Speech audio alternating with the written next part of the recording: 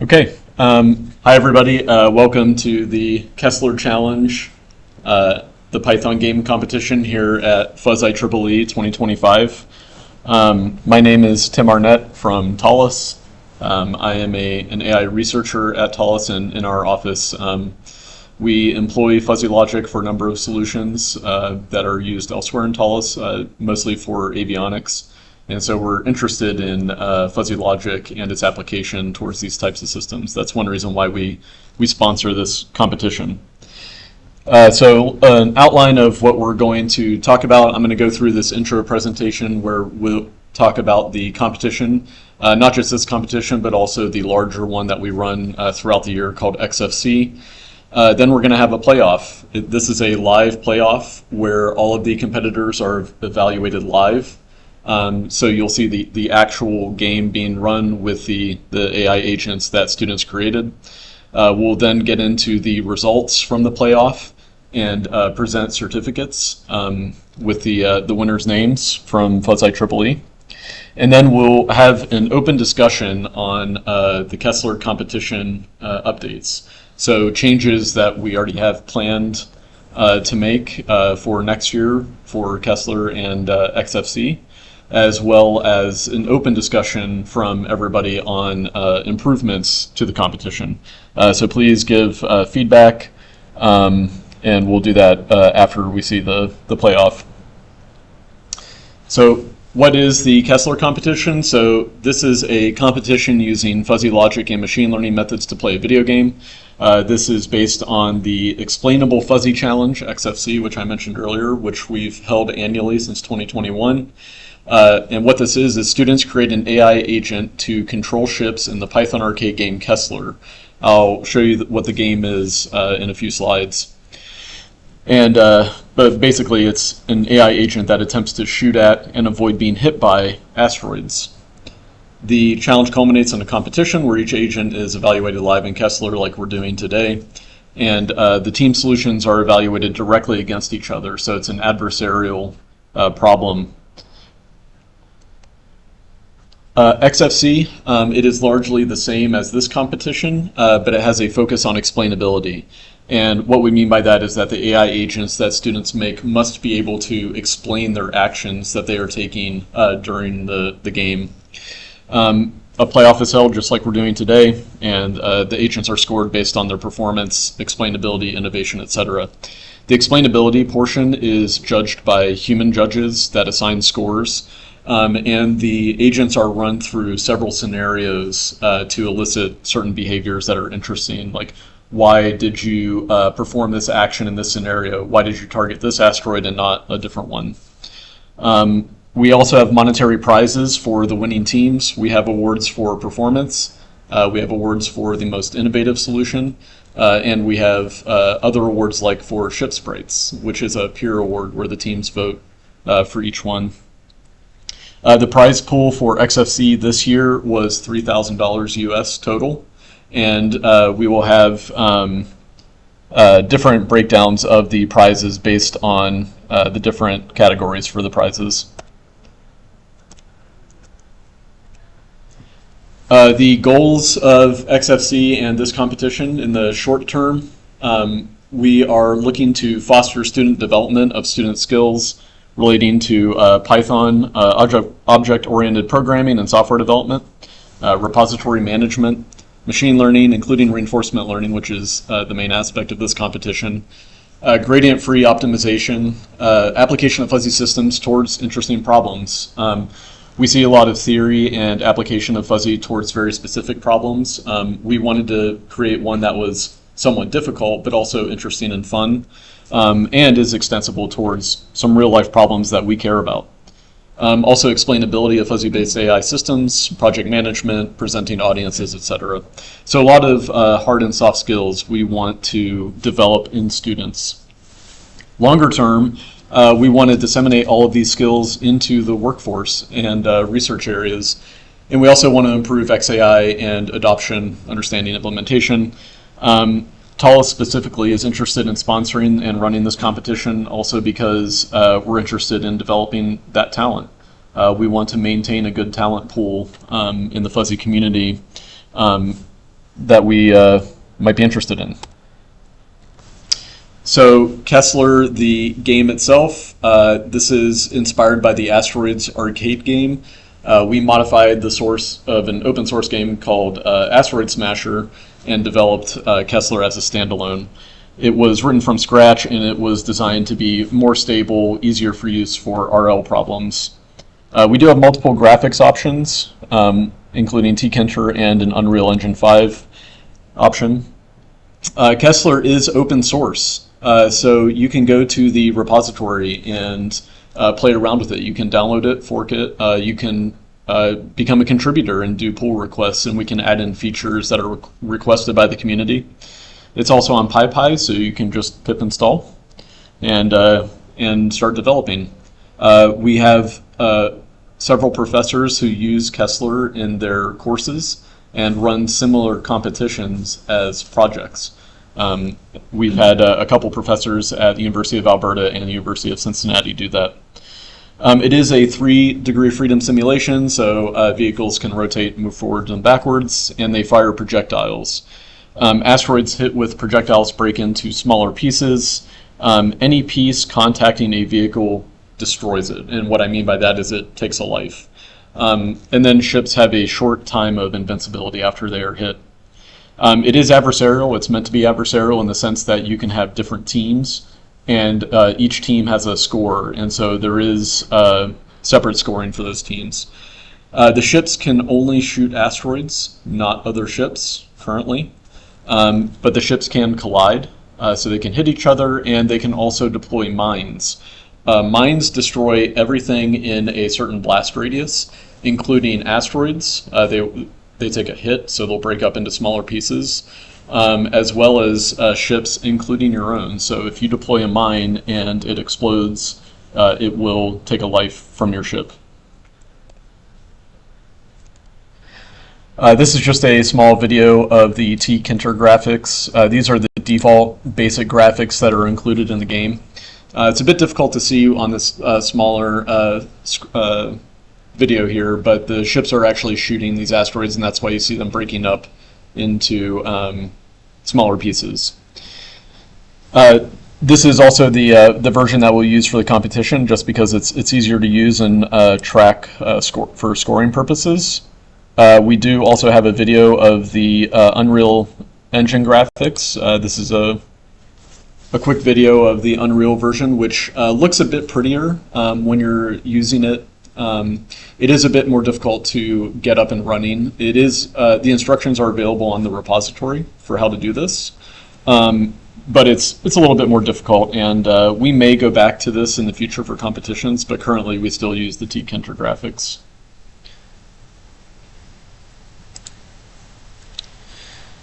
A word from my company, Thales. Thales is often referred to as the biggest company you've never heard of. Worldwide, we have over 80,000 employees, and I don't remember how many countries, but offices in many countries. We are headquartered here in France, in Paris. I work for a small AI/ML office in Cincinnati, Ohio, in the US.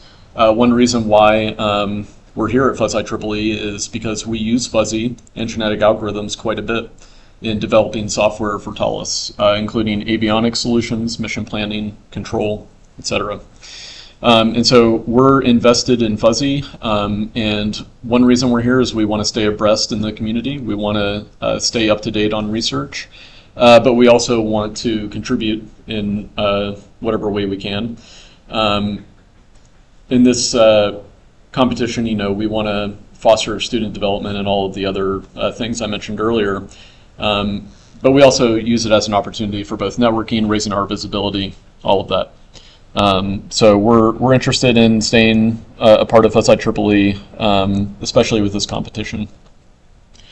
A little bit of history of XFC real quick. 2021 was the first competition that we did. This was 3 student teams, and they only had 1 semester to compete. They developed some pretty good solutions, and we worked out a lot of bugs with a lot of the competition. So in 2022, we extended that to be multiple vehicle. We had around 12 teams sign up, only 2 submitted final agents. That's been a recurring issue with the competitions. Because we hold it during the academic year, students have coursework and other projects, so it becomes difficult for them to commit at the end. We had multiple seminars on machine learning, reinforcement learning, etc. that we provided starting that year. We've continued to do that, and we have a number of them on our YouTube channel. The third competition in 2023, this is when we moved to Kessler. We rewrote the game in order to be much quicker and better for reinforcement learning. That's when we converted it to be adversarial, and the competition was changed to be a playoff format, so we had the two agents directly in the game together. 2024 and 25, last year and this year, we continued using Kessler. The main change was that we added mines, so another capability for the ships, and explanations were printed in log to be evaluated by judges. I should mention that in 2023, one of the other big changes that we did was shoutcasting. Shoutcasting is audio for the explanations, where the explanations were being directly piped to an audio output. The issue with that was the frequency of explanations. If you're outputting an explanation every time step, the game is running very fast. You can't get the explanations out in time. And so we may revisit that in the future, maybe another discussion point after the playoff for how to best represent the explanations. We do have recordings on our YouTube channel from the previous competitions. You can find it at this link, or you can go to, you can search for XFuzzyComp or Fuzzy Competition, and it'll be one of the first results. And so you can see all of our past competitions, you can see our seminars, there are highlight videos, there are help sessions that actually go into detail about how to code in Kessler. So there's a lot of information there. Highly valuable for competitors in future years. The seminars that we've given in the past, I've given multiple on fuzzy inference systems. This is the basics for how fuzzy inference systems work.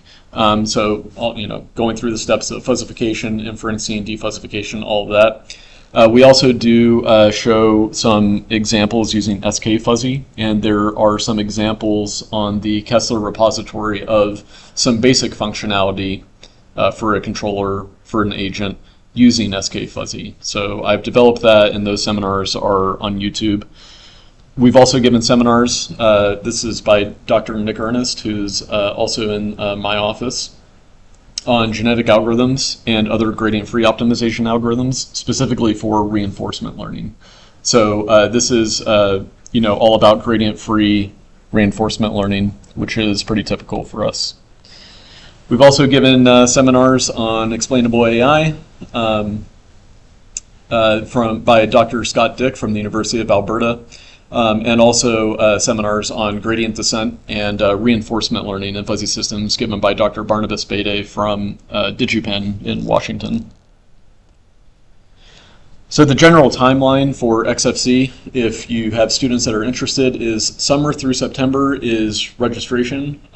It's free. There are no costs or obligations. We just need students to sign up so we know how many competing teams to expect. In September, we have a kickoff meeting. So the kickoff meeting is just to welcome everybody to the competition, go through some of the details about what we'll be doing throughout the year, including seminars and help sessions, which we then do from September through December. So this is when we go through seminars and give students all the information. We give them help sessions in Kessler, and especially getting things ready with their coding. January through March, we have additional help sessions as needed. April and May are when we do qualifying and the competition. Qualifying is students submit an initial agent.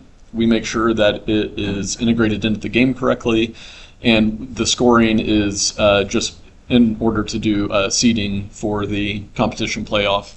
And then we hold the actual competition, typically in late April or May. In June, we then distribute the prizes for the competition for the winners. So it is an all-year thing. These are somewhat flexible throughout the year, but we do this intentionally to line up with the academic year. A quick note on explainability. The AI solutions that are submitted for XFC are judged on their explanations by human judges, and they have a number of criteria. There's actually a rubric that we have developed in conjunction with Scott Dick in order to judge them based on things like user satisfaction, like how satisfied are the humans with the explanations, the sufficiency of detail, how detailed are the explanations, do you understand the explanations coming from the system, and the trust. Do you trust the system based on what it's telling you? Like, would you trust the system to always do what you want it to do or not? And again, they're run through a number of scenarios to elicit those behaviors. This year for XFC, the competing teams, we had 4 teams. The competition was live streamed on YouTube. You can go watch the recording, actually. And actually, I'll go to the YouTube channel right now. There are a number of videos, including our seminars, our kickoffs. We have the competition from Wiki last year in Yokohama, Japan. You can watch that one as well as our previous competitions, and we also have highlight videos and things like that.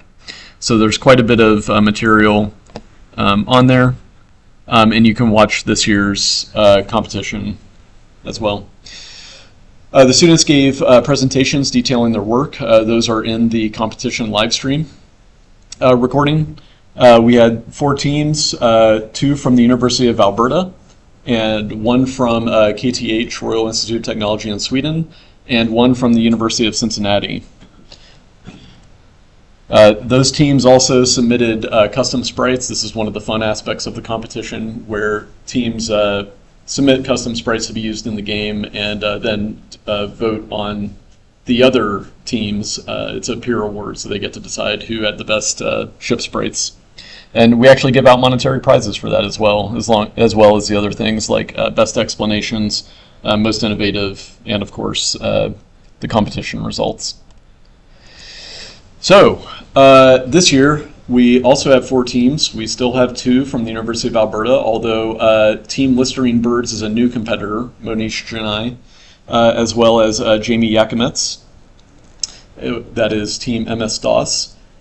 Team Swedish Vikings is also competing, the same 2 from the KTH Royal Institute of Technology, and we also have Team OMU from Osaka Metropolitan University. Team OMU competed last year in XFC and at the Wiki competition, and they're back again this year competing again at the FUZZ-IEEE competition. So these are the custom sprites that everybody made for this competition. So we have Team MS-DOS using the same one that they did for XFC, Team Listerine Birds from University of Alberta with this ship, Swedish Vikings with their ship, and then everybody's favorite Team OMU's sprite on the right. This is, for those that don't know, this is based on a favorite food of students at Osaka Metropolitan University, which is a type of egg omelet with rice. So the scoring for the competition, this will be based on the number of asteroids hit during all scenarios evaluated, so it's total asteroids. If there are ties, we have tiebreakers that are based on accuracy, and then total deaths after that. The playoff seeding for the bracket was determined by scoring the agents against a baseline agent that we have. It's pretty simple, but it's just meant to give a baseline score. So since we have 4 teams, we have a normal 4-team single elimination bracket with an additional match for the to determine the 3rd place winner. And the team seeds based on the results of that initial scoring against that baseline agent were: the 1st seed was Team MS-DOS, 2nd was Team Listerine Birds, 3rd was Swedish Vikings, and 4th was Team OMU. So the playoff bracket that we will have is this. Our first round matchup is MS-DOS versus Team OMU. Our other first round is Listerine Birds versus Swedish Vikings. So the winners in the first round will advance to the final to determine 1st and 2nd place. And then the losers of the first round will play against each other to determine the 3rd place winner. For those joining late, I am recording this, including audio. We are going to have a discussion. Please interrupt at any time if you have questions. But after the playoff, we will have a discussion on future updates and changes to the competition, potential improvements, that sort of thing. So with that, we are going to start the competition. I am going to quickly go over the different games that we're going to see. So there are a number of scenarios that we evaluate the agents over. Basically, these are different initial conditions for all of the asteroids and the starting locations of the two players that are playing the game. There are cases where there is asymmetry in the initial conditions. So in those cases, we will play that scenario twice with the positions flipped. So there's no advantage based on asymmetry. So first, we will have a few scenarios that are very small, just a small number of asteroids, and they're in random locations, but it's a fixed location each time. We will then get into some more interesting ones that are designed to elicit certain behaviors from the ships to see like which asteroids they're prioritizing and targeting, how well they move, that sort of thing. There are a couple interesting ones based on walls of asteroids. In fact, these 5 are based on that. And when I say walls, I mean you literally have a wall of asteroids coming towards you from one direction. So it forces them to act, essentially. We also have a number of interesting scenarios called corridor scenarios. These are where there are regions in between a large field of asteroids that the ships can decide to move inside of if they would like, or they can try to shoot their way through. Again, it is just meant to be interesting in terms of identifying the strategies that they're employing. We then have some more advanced scenarios.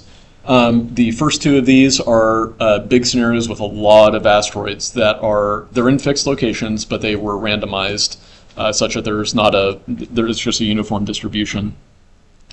And then there are some more interesting ones which are fan favorites, which involve rings that are closing onto the ships. And so they have to employ some sort of technique to get outside of that without being hit. They can try to move to get outside, or they can try to use their weapons to do so. Okay, any questions about the scenarios being evaluated or the competition as a whole? If not, let's go ahead and go to our first round. So our first round matchup, we have the 1 seed versus 4 seed. This is MS-DOS versus OMU. So MS-DOS will be player 1. You'll see a 1 next to it. And OMU will be player 2. You'll see team 2.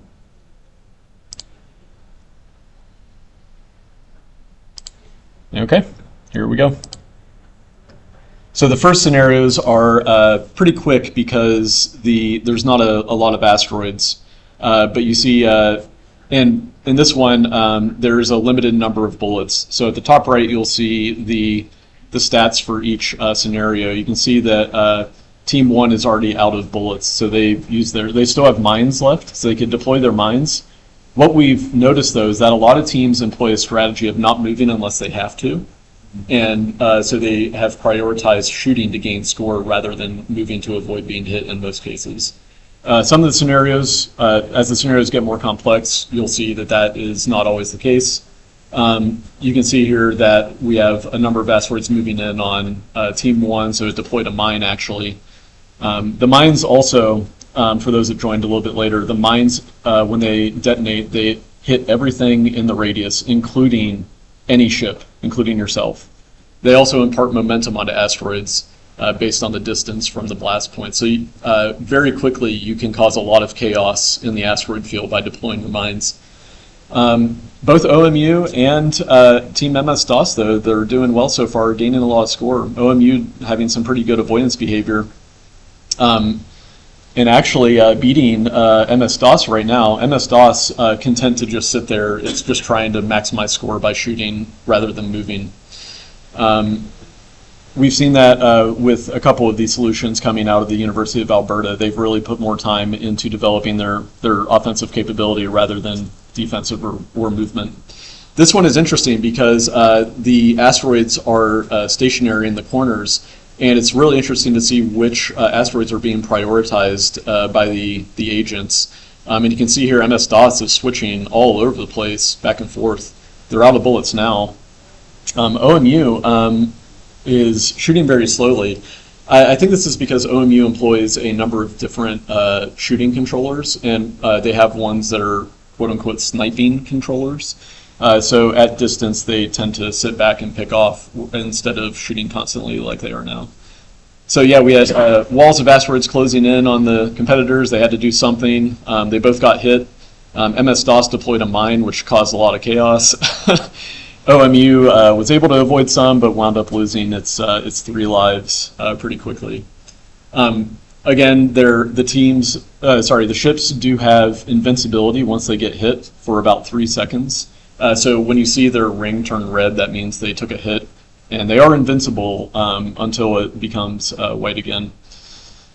CMS-DOS right there deploying another mine. OMU having some pretty good avoidance behavior up until now. Looks like they got caught in a weird region.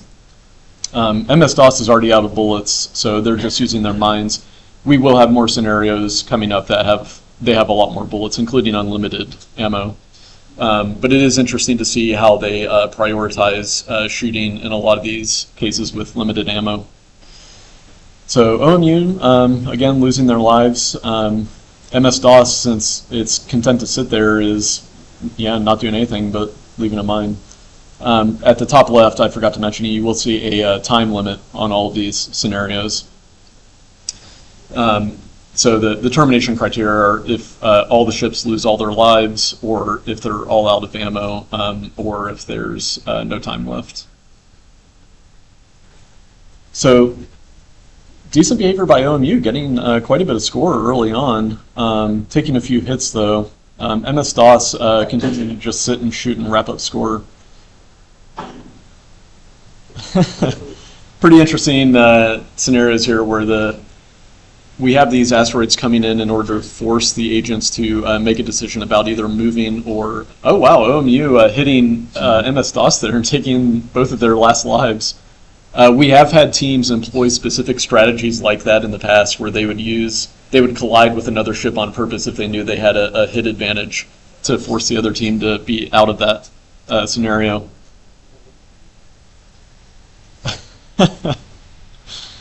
Another mine deployment by MS-DOS. Still has plenty of bullets, but without moving, they didn't get that last mine off to gain more score. This is our first corridor scenario, so you can see a corridor within the asteroids. OMU is already trying to hit MS-DOS, I guess, and now they both only have 1 life left. MS-DOS is racking up quite a bit of score, but they're actually neck and neck right now. OMU gaining quite a bit of score. I don't know if they'll be able to catch up though. Looks like they might wind up being slightly behind unless they can deploy a mine and get more score. Wow. It's pretty funny to see the different behaviors too, because in a lot of cases what we see is that most of them decide to just shoot their way through the asteroid field instead of trying to follow the corridor in any meaningful way. That's not always the case. We've had agents do that in the past, but the Alberta teams in particular like to gain score more quickly, so another potential change for next year is forcing them to move. Both teams gaining quite a bit of score. OMU doing pretty well, but got caught up in the asteroid field up top. MS-DOS continuing to just clean up now that their opponent's out of the game. Still have all their lives and all the mines left, but only have a few seconds to gain more score. So same scenario, but positions flipped. In this one, this is focused on mine deployment. So they have very limited bullets, but they have a lot of mines. Unfortunately for MS-DOS, it takes a life every time they deploy a mine pretty much because they don't move. So they can only deploy so many. So pretty quick scenario there because OMU, I believe, selected to not use mines and focuses on avoidance. OMU taking a life from MS-DOS, MS-DOS deploying their mine. They're both already out of ammo. MS-DOS already using its last mine and dying. OMU having some pretty good avoidance behavior, but they're out of bullets, so the only way for them to gain more score now is to use their mines.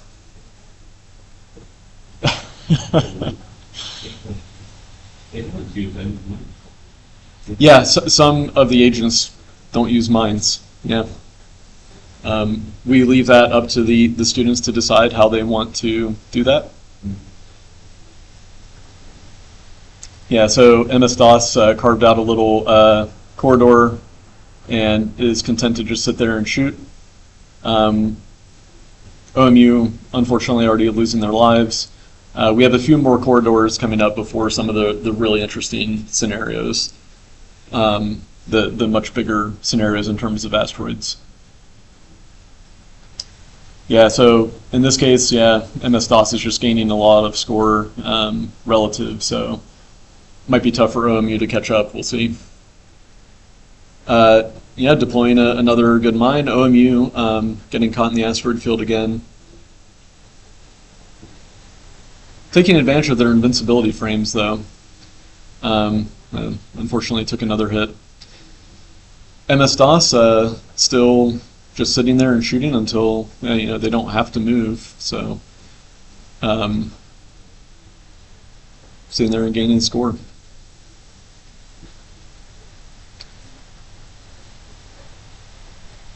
This is another interesting corridor scenario where we have a curved corridor, and one ship starts off in an okay situation, the other is very disadvantaged. This will repeat with the ships flipped in position. MS-DOS able to shoot through, but OMU is not able to escape the asteroids there. MS-DOS taking a hit and deploying a mine. You'll see the behavior they go for at MS-DOS is if they know that they're going to get hit, they go ahead and deploy a mine right then. Typically, they didn't right there.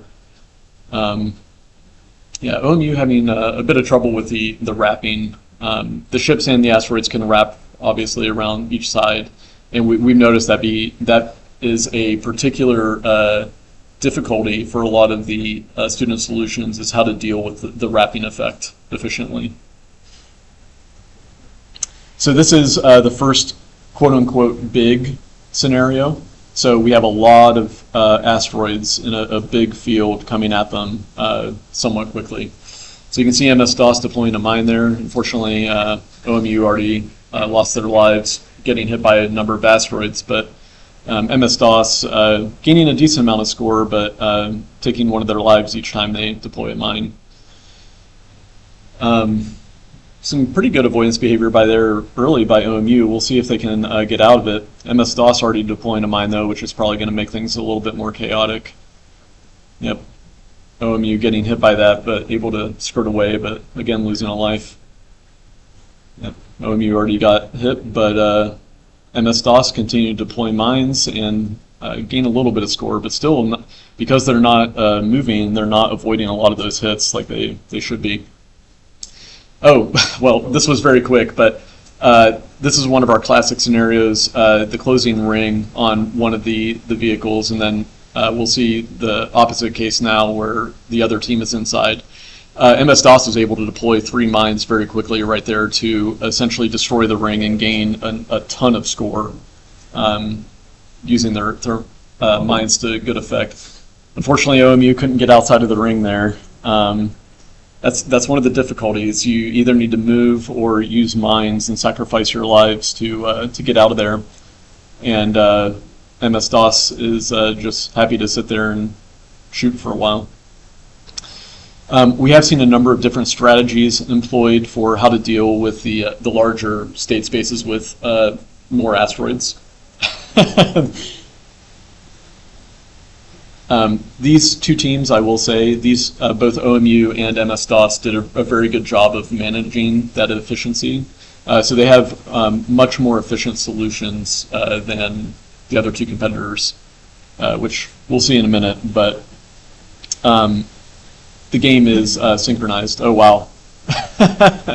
Some great mind placement by MS-DOS, creating just all sorts of chaos. OMU is, no, unfortunately, they couldn't get out of there. They may need to work on their avoidance and using their invincibility frames to be able to get into a safe region. MS-DOS is out of mines. They are just going to have to take the hits, and that was it. So that was all of these scenarios for first seed versus 4 seed, Team MS-DOS versus Team OMU. And so what we'll actually do is look at the scores. Nexus was the name of the MS-DOS ship. So these are the stats over all of these scenarios we just saw. These are the columns that we care about for scoring most. The total at the bottom, Team MS-DOS had 4896 hits, and Team OMU had 1960 hits. There were a few interesting scenarios. It's not as if OMU was always getting, doing that much worse than Team MS-DOS, including beating it in a few scenarios. By far, though, the biggest discrepancy are the rings. The rings that are closing in on the vehicles. Those scenarios really jacked up the score for MS-DOS compared to OMU. So, but good solutions by both teams. Team OMU improved their design slightly from last year. Hopefully they continue to improve and keep submitting to the competitions. So going back to our bracket, MS-DOS is advancing, and Team OMU will compete for 3rd place. Oops. Doesn't matter the order. But now we'll go to our next first round, which is between Team Listerine Birds from the University of Alberta and Team Swedish Vikings from KTH Royal Institute of Technology. Okay, so we have our early scenarios that are very small. Oh wow, we already have a mine deployed by Listerine Birds. So Listerine Birds, again, is Team 1, and Swedish Vikings is Team 2. Some interesting behavior with targeting in the small scenarios like this. These teams as well focus on shooting rather than moving. They can move. I know that they have this functionality, but again, they prioritize shooting. Swedish Vikings, in particular, they are doing a lot of computation. Their solution involves generating heat maps for the asteroids. One reason I bring that up is that we are going to start seeing some frame rate issues because the game is still synchronized. It will wait on the controller response from the agents before advancing to the next frame. So we will see some FPS issues. That is a discussion topic for later, whether we want to change that or not. But still some pretty good shooting by both teams, getting some pretty high scores. It's interesting, the Listerine Bird solution tends to stutter about, like it doesn't aim at a particular asteroid and keep on that bearing. It tends to shoot in different ways, but already some interesting mine deployment. Swedish Vikings creating a lot of chaos and actually generating a field that winds up taking lives from Listerine Birds. Yeah, deploying more mines, but not able to get out of the blast radius in time. Yeah, and Listerine Birds already lost their lives. But some pretty good mine deployment by both teams. So this one, this one's interesting. Again, we have the static asteroids in the corners. Interesting to see them prioritize the ones that are further away. We've had teams create agents that do this explicitly to take away score from other teams. as an explicit strategy. We've had agents that have learned that through reinforcement learning. I'm not sure which is the case here. But yeah, some interesting behaviors. Neither one is attempting to move at the moment, but they still have mines remaining as well. So now we have our first wall scenario. We have the walls closing in on the agents. Both, well, Blistering Birds and Swedish Vikings are deploying mines, gaining quite a bit of score, but losing lives to do it.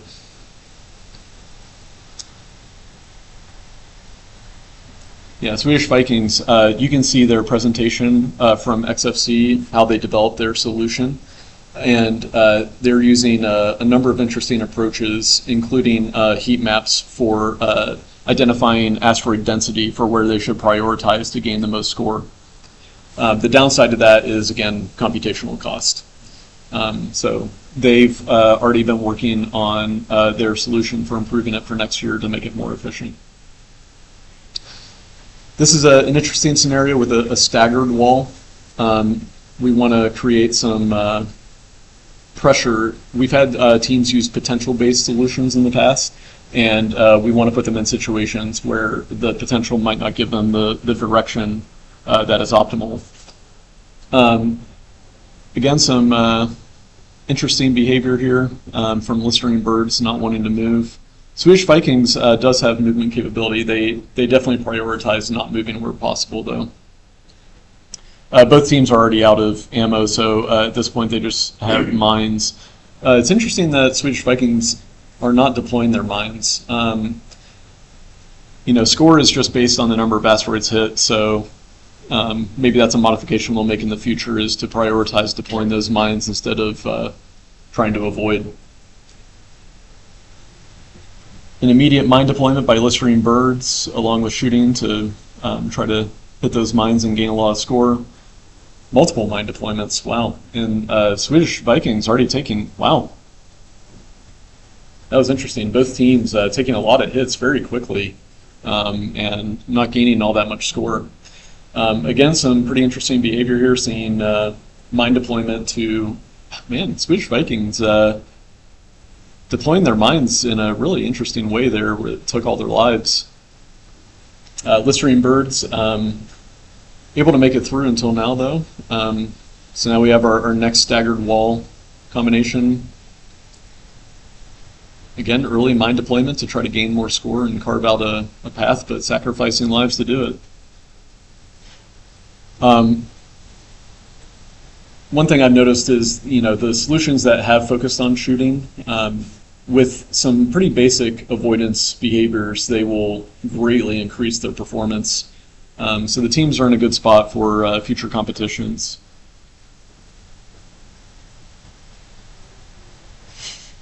So this is the start of the larger scenarios. The corridors have quite a few asteroids in them, and Swedish Vikings, with their heat map functionality, are struggling with this number of asteroids already. Blistering Birds struggling as well, not able to get outside of the asteroids there or carve a path through. This is another corridor, but the positions are flipped. So Swedish Vikings now on the left. Blistering Birds shooting to gain a decent amount of score. Already deploying all of their mines, so deploying them in quick succession right there.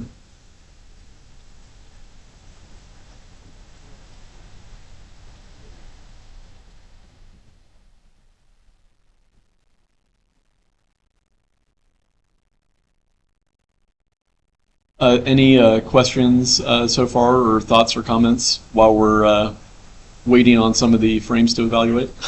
I think you know these scenarios before the competition. No. Some of them have been reused from previous competitions, but they do not know what scenarios they will see.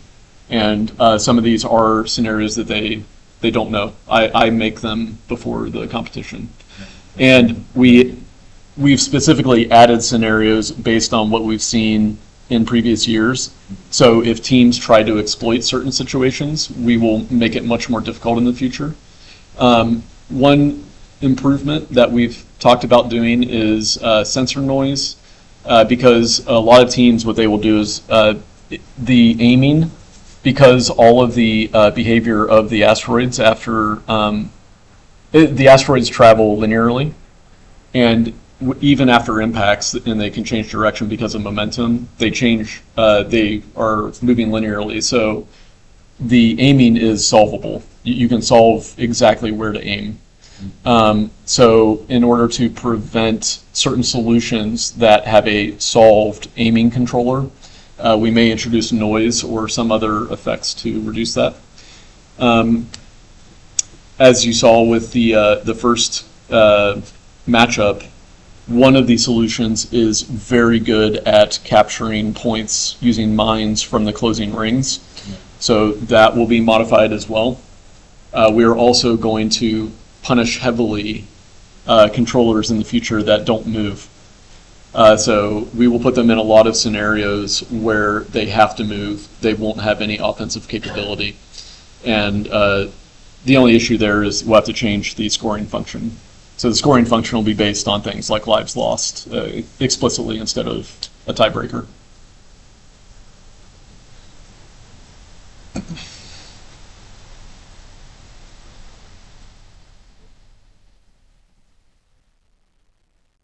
We'll talk about this after the playoff competition, but one of the other potential improvements or changes, it's not necessarily an improvement, that we might do for future competitions is add a human player.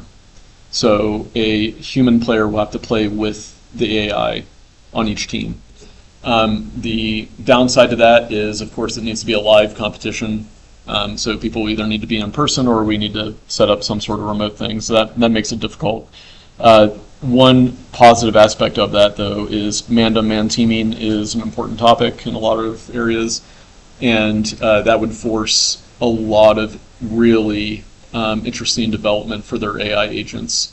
Both because humans, you can play Kessler right now with a controller. It has that functionality if you go download the game. It is extremely difficult to aim as a human and gain score. AIs are obviously much, much better at it. And so being able to compensate for a human player that is deficient in aiming would be an interesting thing to see. But again, we'll talk about that after. So yeah, but both teams struggling with taking lots of hits early, being forced into these situations. Swedish Vikings actually they wrapped around, but then took multiple hits from from the mines that were laid by Listerine birds. Interesting. This is our first big random scenario again, a pretty dense field. Listerine birds just laying all of their mines, gaining quite a bit of score. Not a lot of score, but a decent amount early on. Swedish Vikings generating a lot of chaos with their mine placement.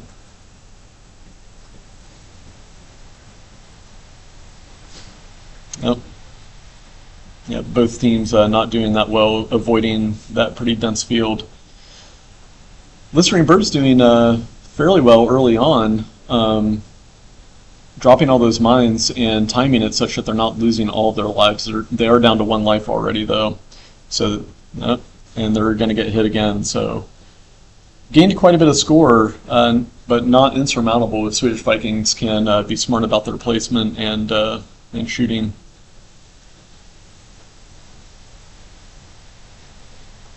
So now we're on to the rings. First we have Listerine birds inside the closing ring. We'll see if they have similar mine behavior.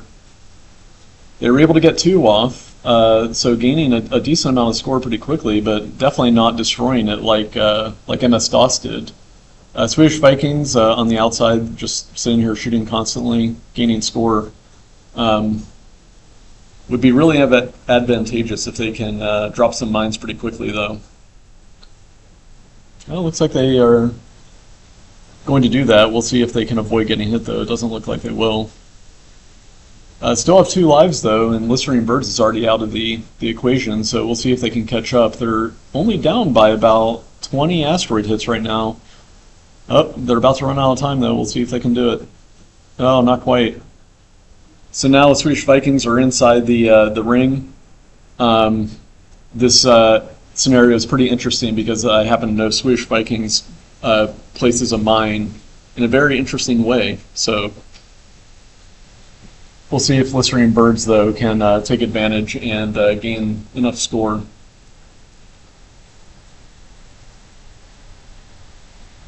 Again, frame rate suffering a little bit because of Swedish Vikings methodology. Ooh. So they just greatly increased the number of asteroids, and because the the momentum imparted on the asteroids is based on the distance from the blast center, they just created a hugely chaotic field. They're out of the game though, so the frame rate is improved, but yeah, that was enough to completely destroy Listerine Birds. Again, struggles with a number of asteroids for Swedish Vikings. We'll talk about improvements to the game, changes we're going to make, including making the game asynchronous. So right now it's synchronized, so it is waiting on the controllers. We will likely break those out into separate processes in the future, especially for preserving real-time viewing like this, which is definitely needed if we're going to have human players.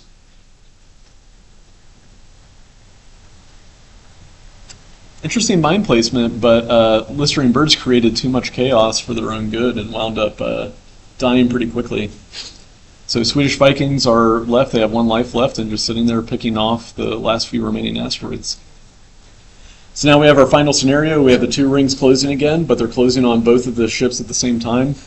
This might become pretty chaotic because the number of, oh boy.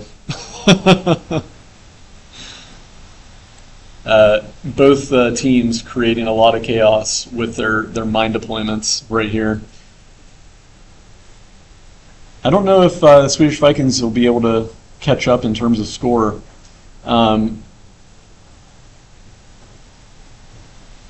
Creating a huge field. I don't think either team is going to be able to deal with this very effectively since they haven't employed their avoidance controllers.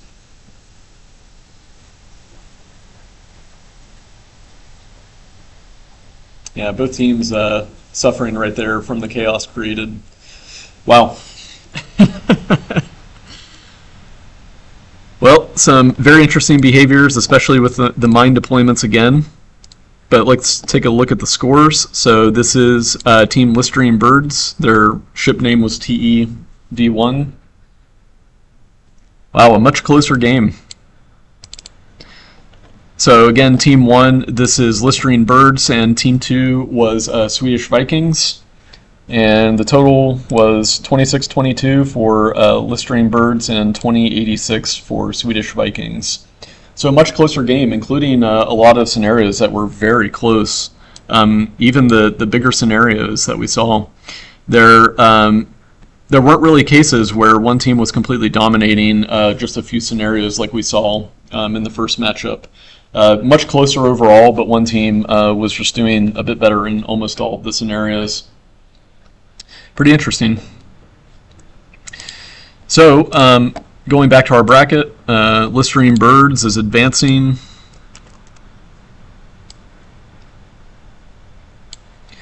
And Swedish Vikings will be playing Team OMU for the 3rd place.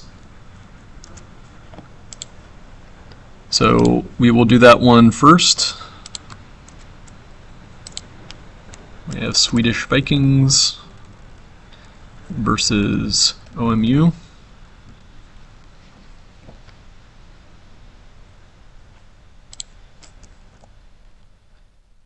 And let's get started. So these are the early scenarios. OMU taking advantage, shooting quite a bit. I've noticed they're very selective about when they shoot. Oh, they're already out of bullets. Oh, that'd be a good reason why in the early scenarios. Both teams, though, just content to sit there and avoid and not use mines. Like we saw in the previous scenarios, Swedish Vikings will move to avoid, but it seems like they don't deploy mines unless they absolutely have to. We've seen more offensive mine use in the past where the ships are much more aggressive in going to place mines and then leaving. So this is our first slightly bigger scenario. OMU doing fairly well right here, avoiding getting caught though in between a few asteroids. Swedish Vikings taking the hit to deploy a mine, causing quite a bit of chaos, and OMU not able to avoid that. Swedish Vikings just sitting here, carving out a little region and gaining score. OMU able to get quite a few hits though before they lost their last life. Swedish Vikings still struggling with FPS issues.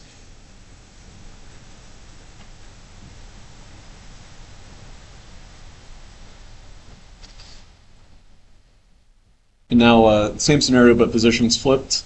So we'll see if OMU can take advantage. Oh, taking a hit pretty early.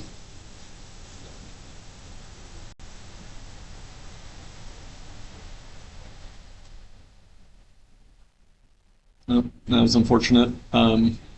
Swedish Vikings, though, just sitting there, happy to not move very much and just shooting to gain score. They deployed a mine. Oh, and they backed away from it finally. Still took a hit.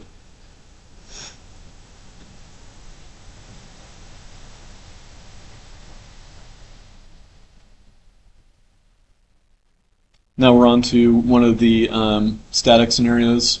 Asteroids not moving. Again, prioritizing the asteroids further away. And OMU is just sitting there shooting occasionally, not shooting very often. Interesting.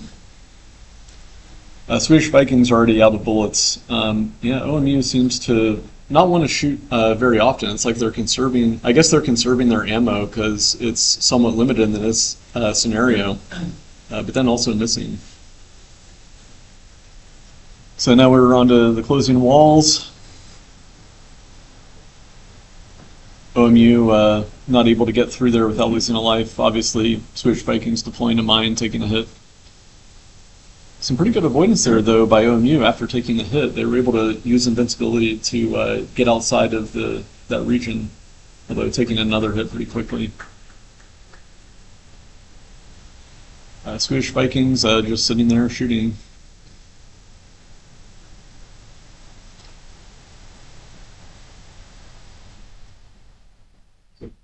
Mm-hmm. The real size of the sea is a dot. Yes, the rate is that circle. So anything within that circle is a hit. Circle? A circle around the Yes, right? yes. Oh. Yeah, we did that because, first of all, the collision calculations for any arbitrary sprite are expensive. And we want them to be able to design their ship sprites to not worry about the hitbox being dependent on that. So a collision is considered anything within a distance. And that distance is that circle that you see. But sometimes the asteroid the ship covered by a lot of asteroid. Right? Mm-hmm. But the ship still alive. So they are invincible. If they get hit, they are invincible for a certain amount of time, and so they can be hit by an asteroid or a ship, and it doesn't affect them. It doesn't take another life yet. Yeah. And we just based that off of similar video games in the past that have used similar mechanics as that. It also makes it more interesting because otherwise, in a lot of cases, the ships will just be gone immediately. Because the asteroid fields become so dense that it's inevitable that you'll be hit. There's nothing you can do. Yeah. It's also interesting to see because some teams explicitly employ strategies for when they're invincible. and they have procedures for finding safe regions. Some teams have learned that implicitly just using reinforcement learning, which is always fun to see. But yeah, some teams do that.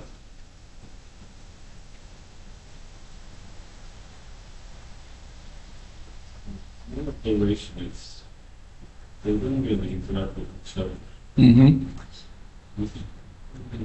I don't want to spoil it, but you will see some of that in one of, I think it's the next matchup, because some of them have explicit conditions for if they have an advantage in lives, and because the collisions take a life, they can remove their opponent from the game. That would be sensible. Yes. Last year, there was a team that explicitly did that with both mines and running into the other ship, if possible. But yeah, a lot of the student teams don't bother taking that into account. Yeah, it makes a huge difference, especially because the score is relative. Yeah. If you can take your opponent out very quickly, you're essentially free to sit there and just gain score. Yeah.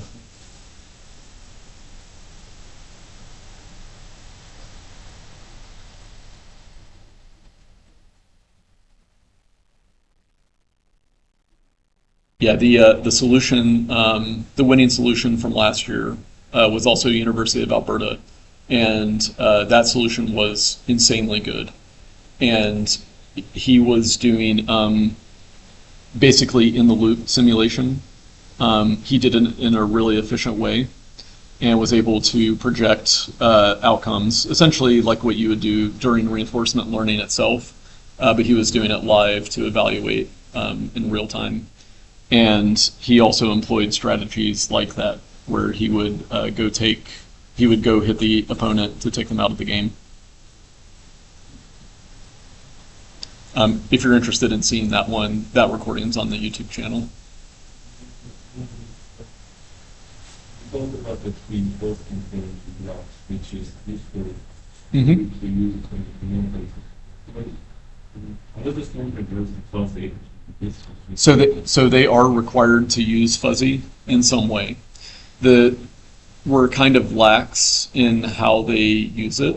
A lot of teams use it for control, both in aiming and avoidance, things like that. Some teams use it for state estimation or other things like that, but mostly control. Yeah. Some teams do like hierarchical fuzzy for strategy and behaviors as well. Mm-hmm. We've had several solutions that use fuzzy trees for hierarchical strategy for when to avoid, when to deploy mines, when to shoot, all of that. Nice. Yeah.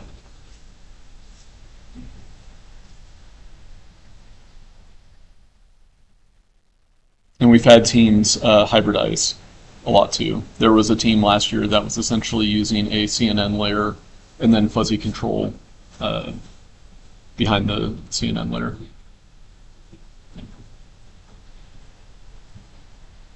It was CNN. It was just dealing with the high number of asteroids, but, not pixel data. Oh, okay. Yeah, they're fed the state information. Yeah.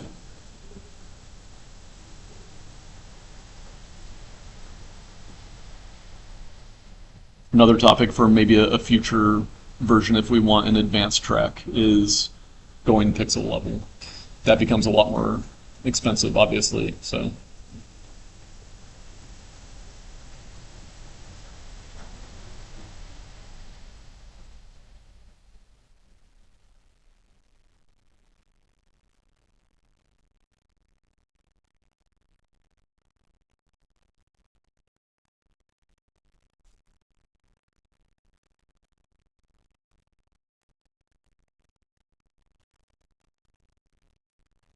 Yeah, on the highest on the list of priorities definitely is the asynchronous behavior.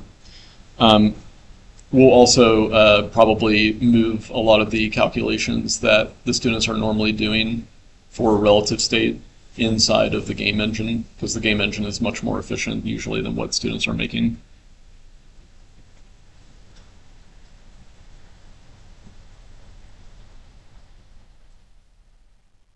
Some pretty good behavior by OMU to avoid, but not able to survive that much longer.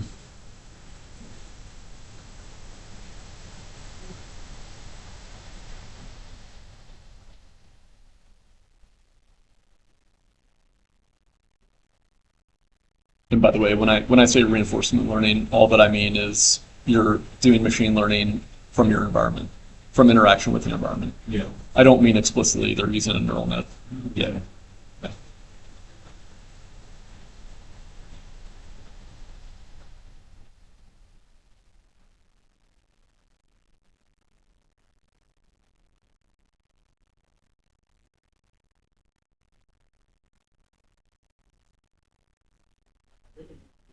Actually provides a big table that including the characteristics of the ship and the performance.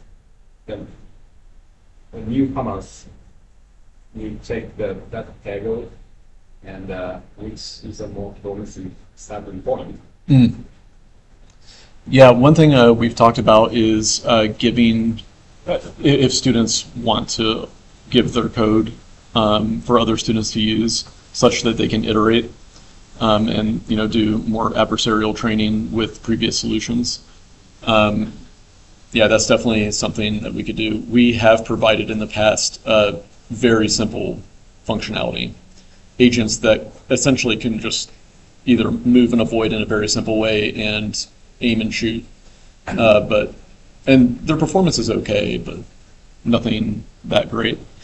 But yeah, we could definitely do that, especially if we really want to push the advancement of the student solutions. One of the motivations of the competitions is development of student skills. So we also don't want it to be so out of reach that students that are just starting can't participate, essentially. Not that they can't, but, it's a bit of a balancing act.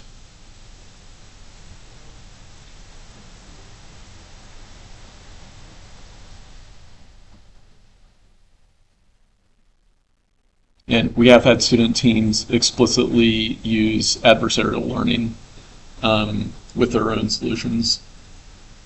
The the winning team from Alberta last year did that.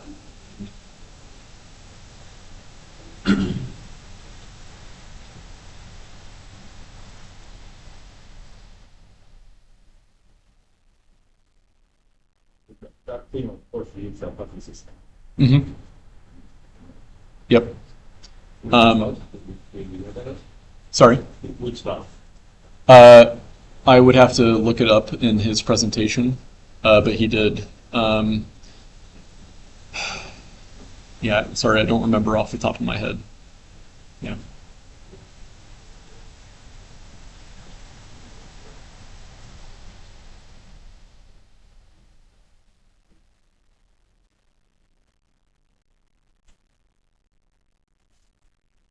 Swedish Vikings again taking a lot of time to compute their frames.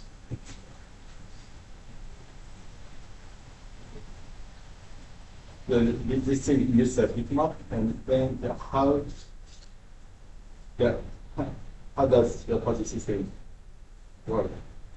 The heat map is just for like state estimate, like creating a feature for asteroid density, and then that is used in the fuzzy system for determining where to aim, like where to target which asteroid. Yeah. I think one of the benefits of going asynchronous, though, is that so it's not going to wait on the controller response from the agent. So if it doesn't give an updated controller message, it'll move on and it'll just implicitly punish inefficient solutions without us having to explicitly reward that, which we don't want to do. The benefit of getting your control action out on time is, we want that to be the reward.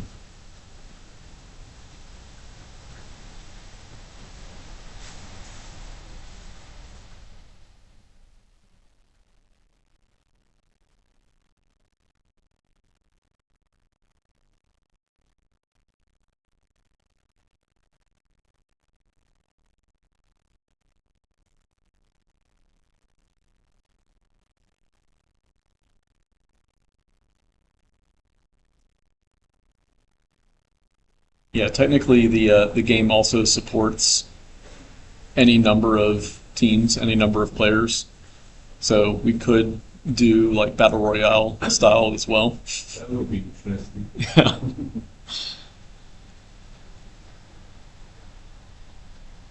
I'll take a look when I get back tonight and see if I can throw them all in a scenario together.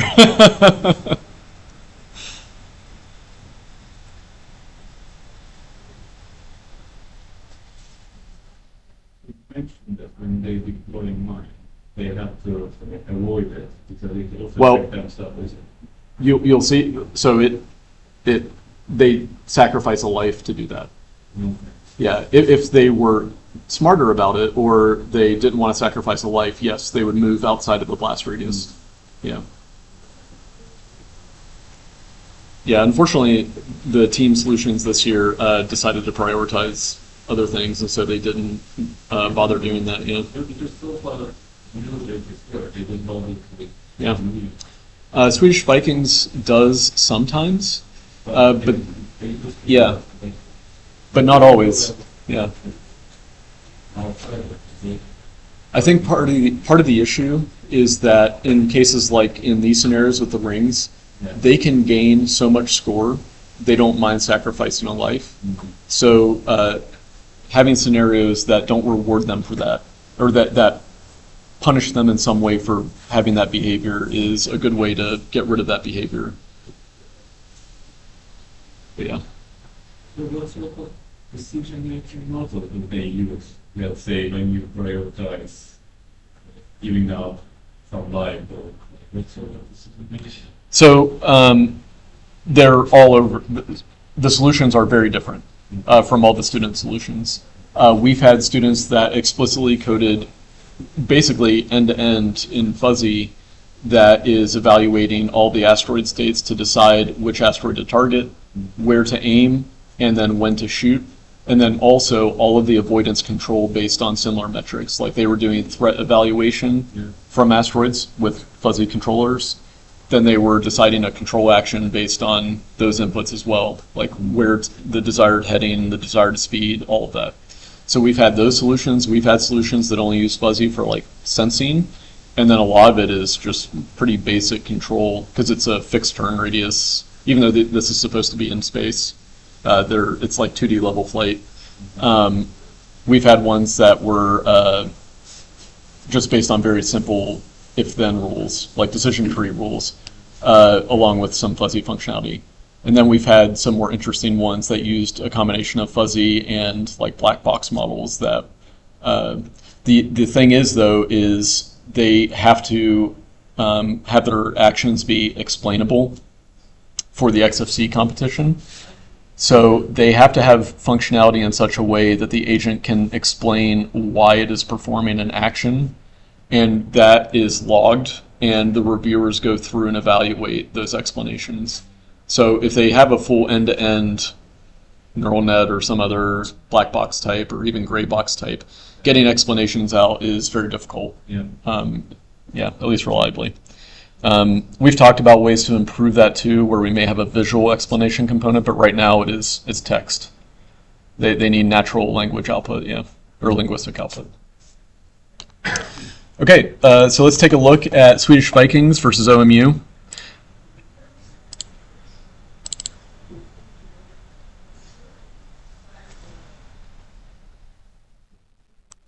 Oops.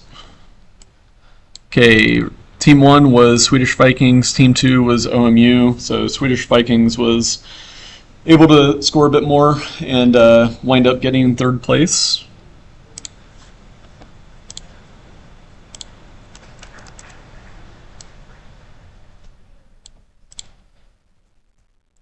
And without further ado, we will go to the last round, the last match, which is MS-DOS versus Listerine Birds.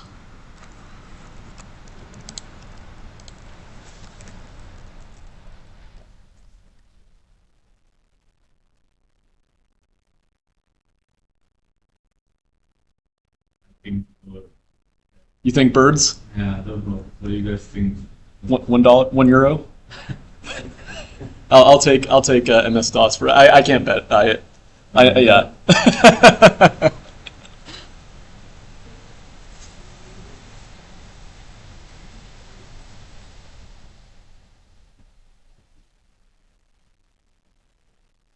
Yeah, again, because they don't prioritize moving, they only have mines left.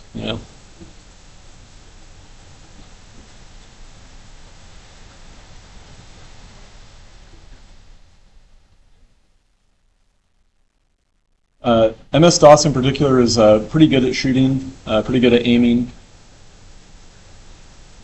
and usually its target selection is such that it does a pretty good job identifying which asteroids are threatening. So it takes those out generally and pretty quickly.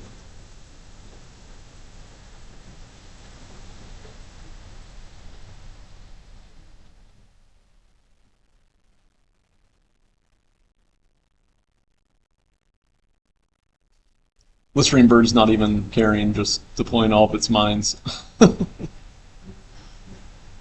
And already losing its lives. Looks like, yep. MS-DOS getting caught there without moving, not much it could do.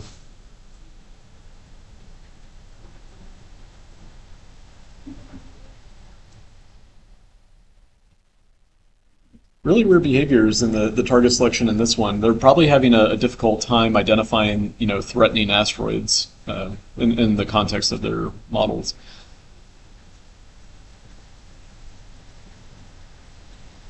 Oh, both are out of bullets already.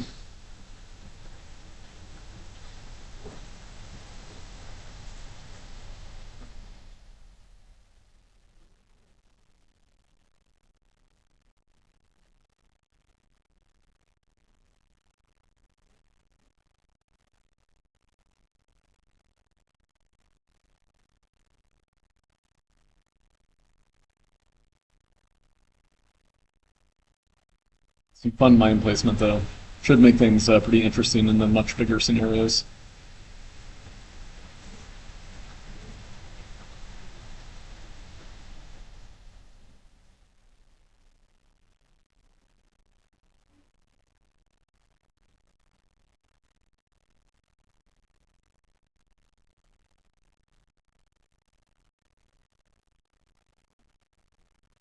Listerine Bird's not even, or MS-DOS not even deploying mines. Oh, there they go. Oh, there we go. So, yeah, they do have that behavior where it's interesting, though, that it only activated in that condition. Because if you have that behavior, I would have expected to see it in other cases. I don't know why it's only in that scenario. Yeah, we'll have to check with the team and see why that is.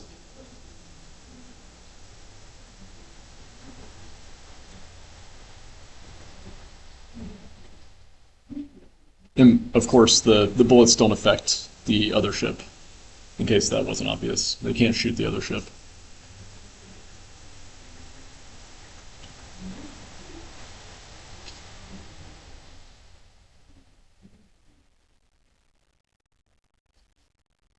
Pretty good shooting behavior, though. Able to clear out a safe region for MS-DOS. Listerine Bird's not able to get away there.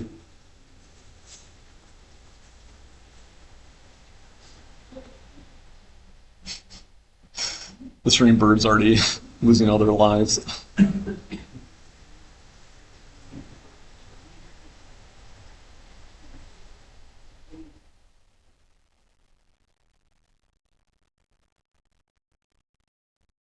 But the player observe the number of opponents, right? They do not get that information explicitly, if I remember correctly. Let me double check in the game, because there's certain information they only have access to for themselves.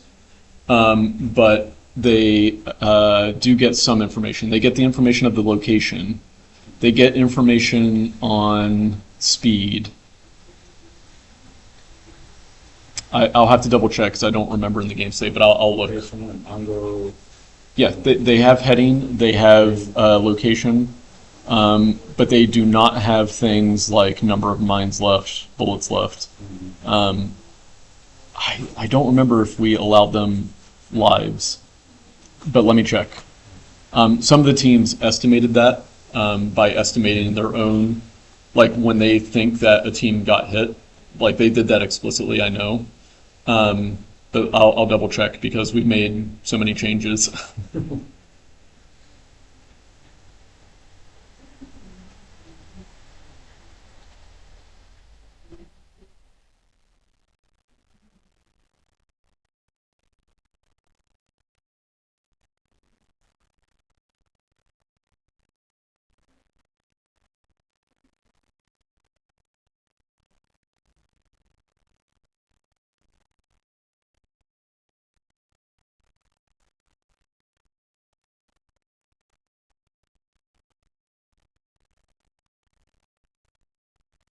And by the way, if you have changes you'd like to make to Kessler, the game, since it's open source, feel free to go to the GitHub, which I'll have up at the end, and you can fork it. You can do a pull request.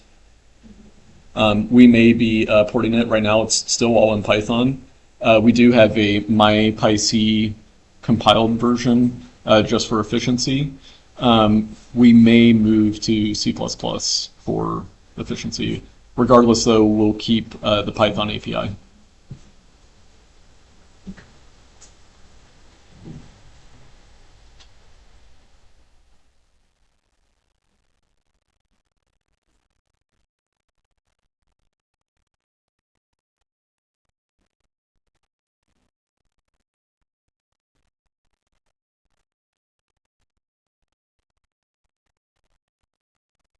Yeah, these are the cases where dying early is so detrimental because the other team can just sit there and gain score without having to do much.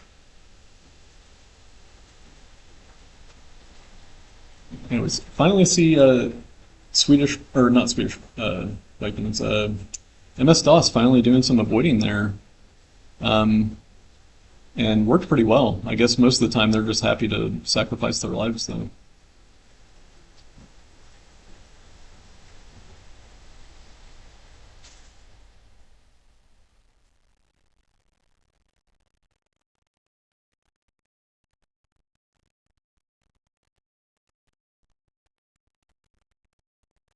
For those that joined a bit later, we do also have, these are the basic graphics we include with Kessler.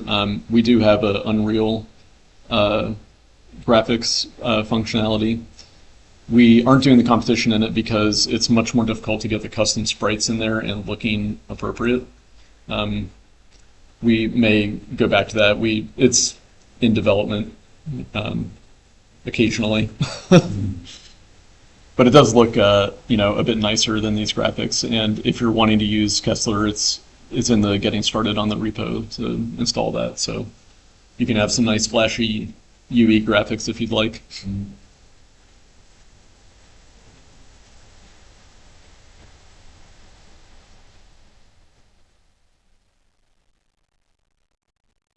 Ooh, they didn't get that mine off in time before the scenario ended. A lot of mine deployments there by Listerine birds. I think it's still made mistake. Probably. Yeah. So they're taking it. I bet the reason why that's happening is they want to have multiple mine explosions while they're invincible. So they're going to take one hit and allow more mine detonations, and they don't have to sacrifice more lives. That's probably why it's happening like that. But they kept doing it, so I don't know. Yeah, sometimes really unnecessarily doing Yeah. stuff. And the other thing goes wrong. Start developing points while you're away. Opportunities for improvement. Yeah.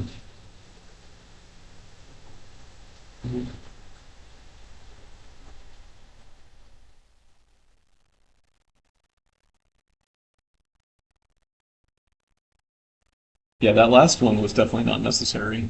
Because they were already moving outside of the blast radius. Yeah.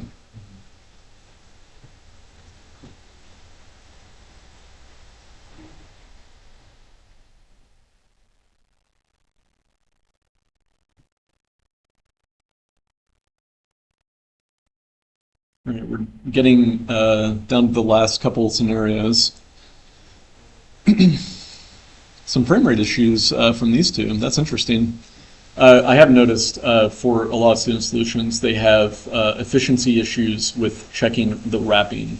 So when there are asteroids that are wrapped and are about to come across the wrapped region, they have issues. They're probably having to do multiple calculations and projections.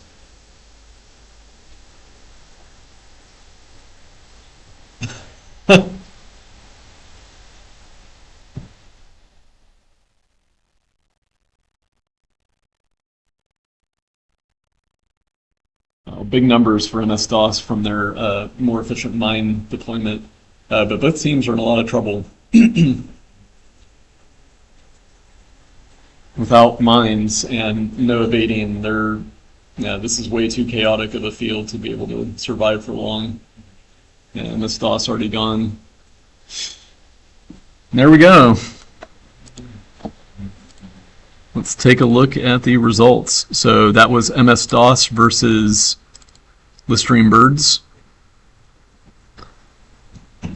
Nope. MS-DOS winning again, gaining a lot of score in those ring scenarios again, being much better at their mine placement. So final score of 4571 to 2836. So first place goes to Team MS-DOS, and second place goes to Team Listerine Birds. So there we have it. We have our podium of winners. We do have certificates printed, but also we'll be sending them to the teams. So we have our winner, Jamie Yakimitz. He was the creator for Team MS-DOS. We have our runner-up, which was Monish Jani also from University of Alberta with Team Listerine Birds. And then Team Swedish Vikings were Edvin Jiang and Simon Stoll for second runner-ups. So yeah, we'll send them their certificates and hopefully get them back next year for improving on their controllers. So as I mentioned at the beginning of the talk, I do want to have more of an open discussion on ways to improve the competition for future years, both in terms of Kessler itself, so the game, things we can add, things we can do better to make it more efficient and all that, but also the competition. How do we want to make this more valuable to both students, professors, and the fuzzy community? For XFC next year, just really quick, that'll begin in the fall 2025. It's open to any university level student. And in fact, a lot of these solutions are undergrads. We've had teams full of second year students in university make very good solutions in previous years. So it's open to any student. Teams are encouraged but not required. We just have a maximum of 6 students per team. Competition to be held in spring 2020 or 2026, that should say. And we are having a potential hackathon version at NAFIPS IFSFA this year. We're talking to the organizers now. Registration will be open late this summer. We have a website for XFC. You can go and see all the details. I'll show you what that looks like real quick. This is the website. We have a bunch of things, information from and previous winners from competitions, highlights. We have about schedule information, rules, frequently asked questions, links to a lot of the seminars that we've given in the past, including on fuzzy, genetic algorithms, other reinforcement learning, things like that. We also have special pages for the wiki and FUZZ-IEEE, along with the registration links. Real quick, I'm going to go to the Kessler repo. This is on GitHub. It's Tallest Group open source. You can go and look at examples. You can look at the source code. You can also pip install it. It's on PyPy, so you can just pip install Kessler game, all one word, and develop or make AI agents, whatever you want to do. So some of the ideas we have for the future, like I've mentioned already many times, async controller evaluation. This is going to do a few things. It's going to alleviate frame rate issue and give implicit rewards for more efficient solutions. Essentially, their control action will be skipped on that frame if it doesn't evaluate in time. We're looking at adding things like hit points instead of lives, quote unquote, for the ships. This allows for much more interesting behavior because they'll have to do calculations to estimate, what is the estimated hit point loss from this asteroid impacting me, and we'll base that off of energy and momentum, which is already in the game. So they'll have to do some pretty interesting, there's an interesting calculus balance there for if they're going to absorb an asteroid hit or not. We may add ship-to-ship bullet impacts. We've wanted to avoid this for now because we don't want the teams focusing on shooting their opponent. We may add this in, but maybe the hit point loss is minimal. I don't know. That's open for discussion. I don't have strong feelings outside of not wanting teams to just try to kill their opponent, at least not in that directive a way. Man-to-man teaming, we've talked about this a little bit. We already have functionality in there for multi-agent, so we could just have 2 AI agents. We've done that in the past in previous competitions. Man-to-man teaming offers some really interesting opportunities for development, I'll say, because it is going to be very difficult for students to make an AI agent that plays well with a human teammate, because the human is going to be much worse at shooting, most likely, but be able to deploy some really, I'll say, unpredictable tactics compared to the AI agents. So the downside of that, obviously, is we'd have to have a live competition where students have to control one of the ships. So I don't know, Dakaru, do you want to have to control a ship versus an AI? No. Yeah, I've played the game manually. It's very difficult. But can I just make a comment? Yes, please. Like when you have that gap, that corridor gap. Yes. It seems like the sensible thing to do is to follow that gap and then start collecting the point of it. And almost none of them. None of them this year. This year, okay. Yes. Okay, because that human element is actually showed the actual reasoning, high-level decision making, which if I was playing, I would go for that corridor and collect the points. But So that was a human-generated scenario by me for that reason. Yeah. And so that's why we wanted to encourage them to try to have to follow it to avoid while shooting to gain score. One of the metric might be the sensibility of the movement, but how do you measure it? It's obviously a subjective thing to do, but the sensibility. Yeah. So that is the reason why we do the explainability judged by humans, and they have a rubric. I don't know if you're here for that part where we discuss that. So for the competition that we do throughout the year, XFC, like I said, they have to explain their actions.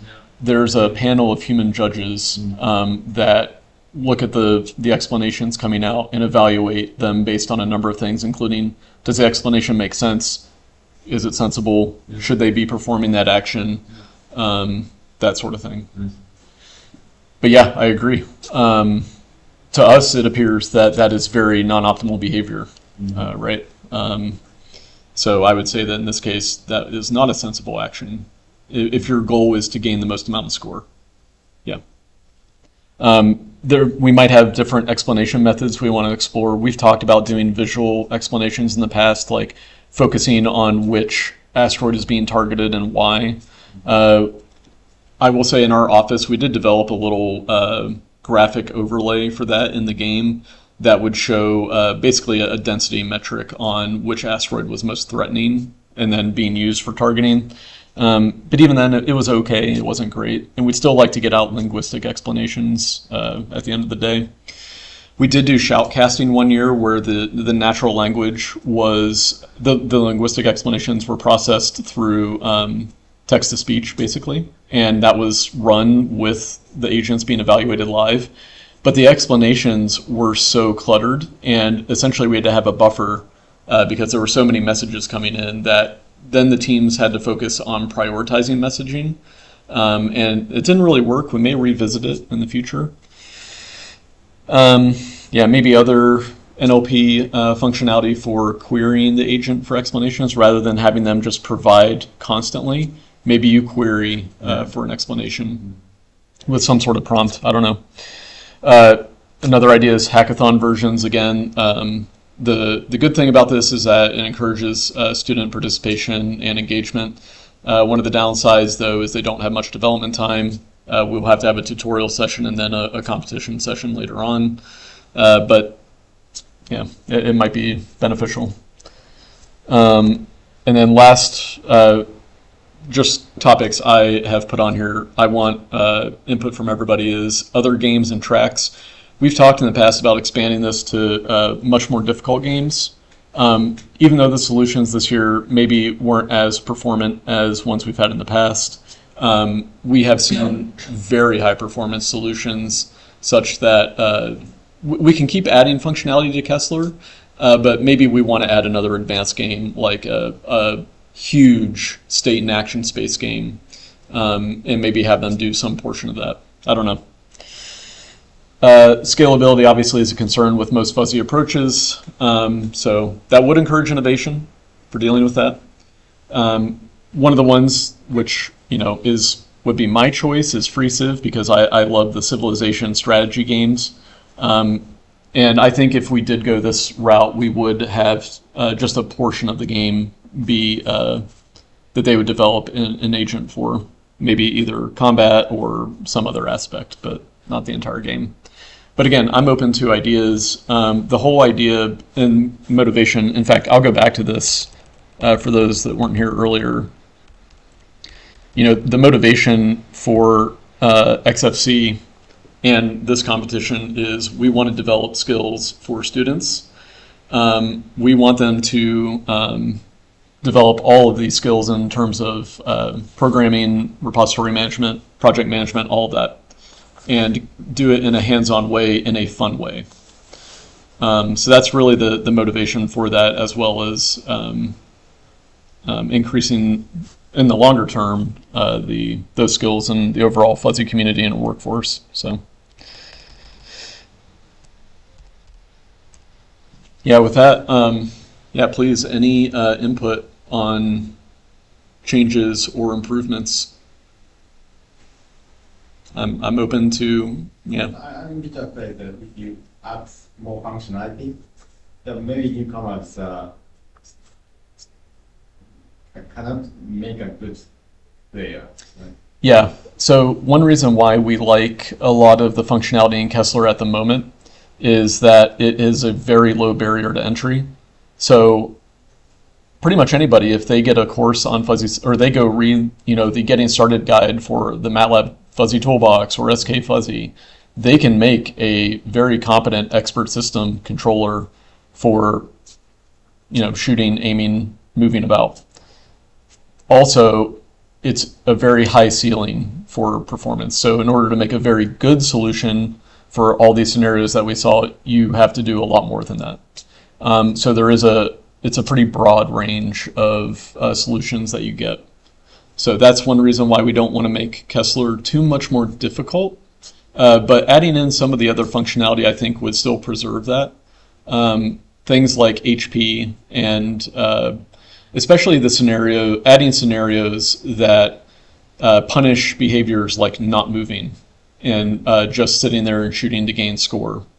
We would have to change the scoring function, but that's not a big deal. So yeah, I don't want to go too crazy with Kessler. We don't want to make it, the world's most intense video game. People have asked us in the past about adding power-ups and different weapons and walls and things like that. And one of the biggest things is asteroid collisions, which would just make it an extremely difficult game, which would be fun to watch. But at the moment, we're not going to do that unless student solutions are consistently just essentially beating the game. Yeah.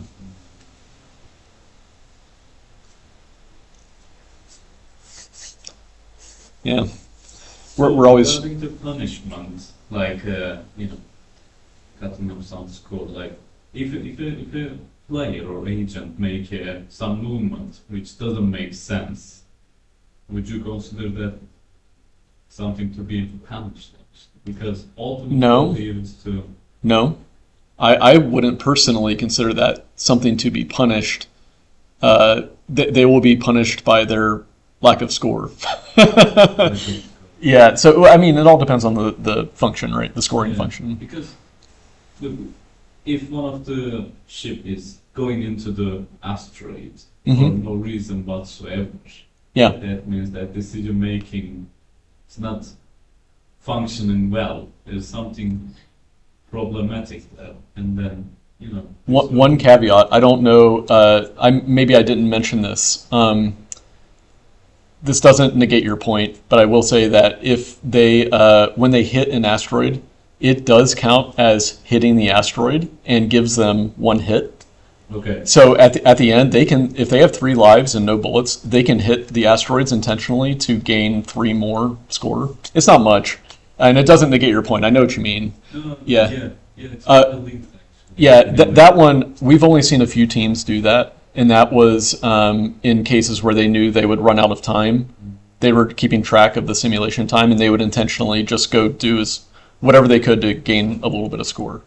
But yes, I think the way you punish that is with the objective function or game functionality itself. So what I was thinking is for the mines, I think that if you are coincident with the mine, like you don't move, it takes all your lives. You're out of the game immediately.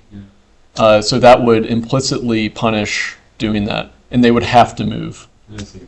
Yeah. So, your perspective would be the game inherently actually punish that. Because I don't want to impose too many of my own views. But I feel like the ultimate goal here is to get a proper reasoning and a proper intelligence player. Yeah. If for some tasks it's doing well, great, and then collecting all the points, but for some other tasks it's just doing some really shitty movement and doing itself, then for sure. If you combine them, that is not an intelligence, proper reasoning agent, actually, because for sure. That's why I was thinking like those behavior which doesn't acceptable should be in a way. But I understand your point as well. Like, why would you do that while the game itself is actually punished? Then. So for XFC, we evaluate them separately. So they are evaluated separately for their explanations, and we put them through scenarios in order to test their reasoning. So we put them in scenarios where they should be prioritizing this large asteroid coming towards them. And if they prioritize this small asteroid that's not moving over here, we want to hear that explanation. So that's why we do them separate. And then the playoff is just performance in terms of score. So we do both, and currently we do them separately, the evaluation.